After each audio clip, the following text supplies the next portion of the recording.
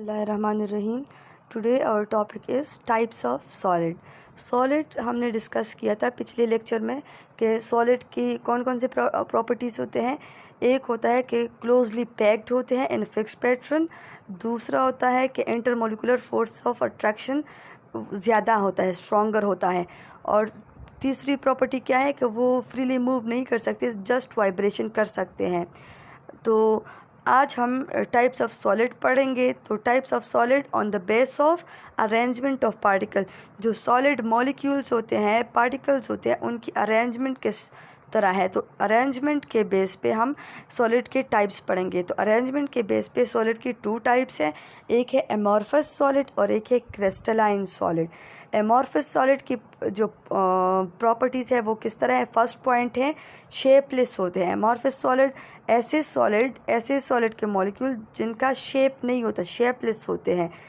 Second point क्या है, shapeless का मतलब है कि वो पाउडर फॉर्म में होंगे। सेकंड पॉइंट क्या है, particles are not regularly arrange. Particle जो है वो रेगुलरली अरेंज नहीं होते, थ्री डायमेंशनल स्ट्रक्चर नहीं बनाते।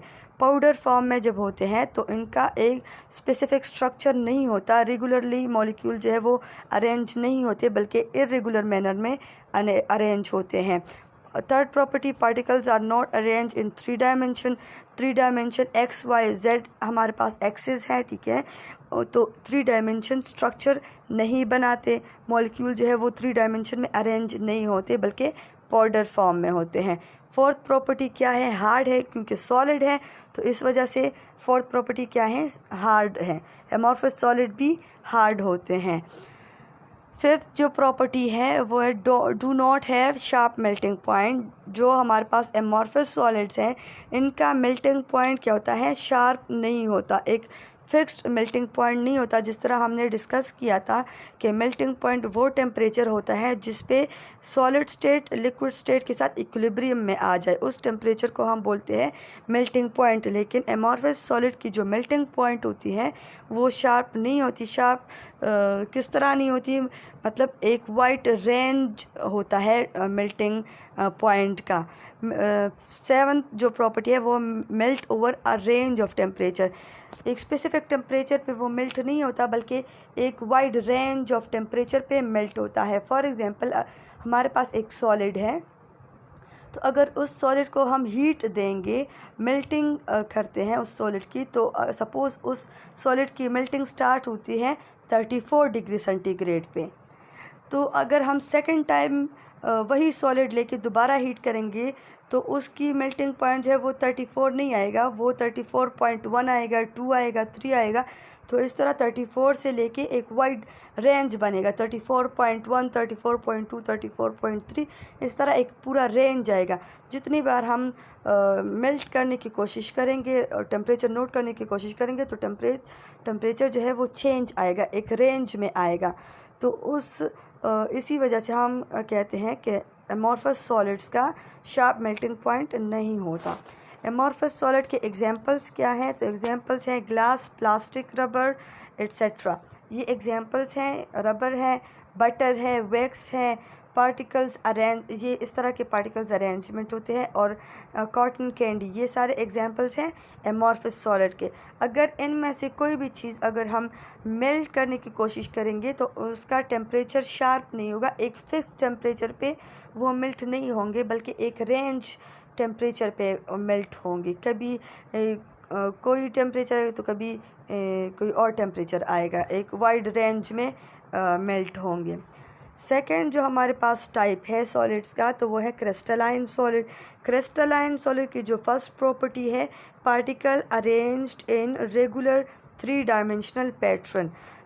क्रिस्टलाइन सॉलिड में जो पार्टिकल्स होते हैं वो थ्री डायमेंशनल पैटर्न में अरेंज होते हैं, एक स्ट्रक्चर बनाया होता है जो थ्री डायमेंशन में फिट होता है, एक्स वाई जेड एक्सिस में फिट होता है, एक थ्री डायमेंशनल पैटर्न बनाते हैं, ठीक है, रेगुलर शेप बनाते हैं।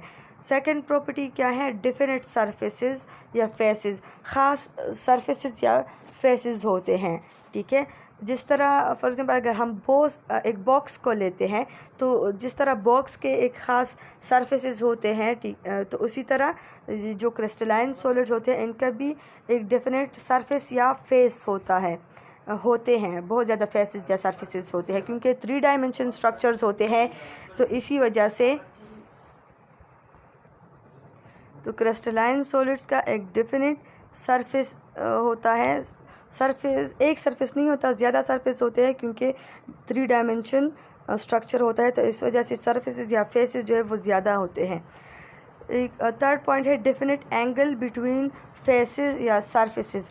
जो सरफेसेस होते हैं या जो फेसेस होते हैं उनके बीच में एक डेफिनेट एंगल होगा, एक ख़ास एंगल होगा, और जिन 2 फेसेस के बीच में एंगल होगा वो दूसरे 2 फेसेस के बीच में भी वैसा ही एंगल होगा। तो एक ख़ास एंगल होगा फेसेस की बिटवीन।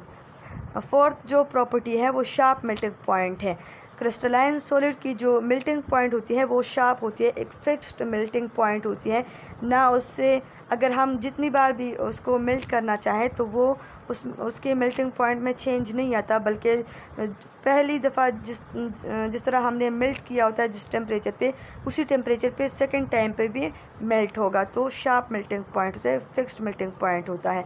एग्जाम्पल क्या है? सोडियम क्लोराइड है।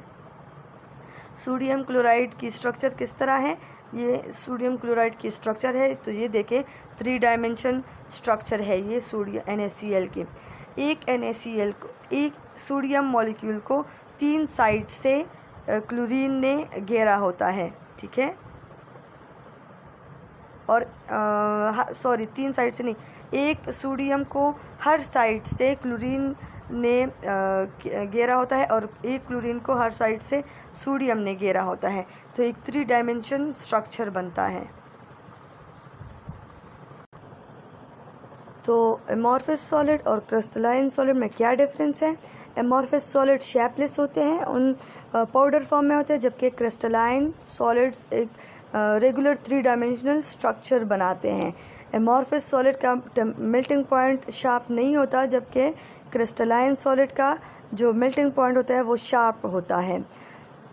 थर्ड जो प्रॉपर डिफरेंस है वो ये है कि एमॉर्फस सॉलिड में फेसेस या एंगल्स नहीं होते, जबकि क्रिस्टलाइन सॉलिड में डेफिनेट फेसेस और डेफिनेट एंगल्स होते हैं फेसेस के दरमियान। तो ये था एमॉर्फस सॉलिड और क्रिस्टलाइन सॉलिड के बीच में डिफरेंस।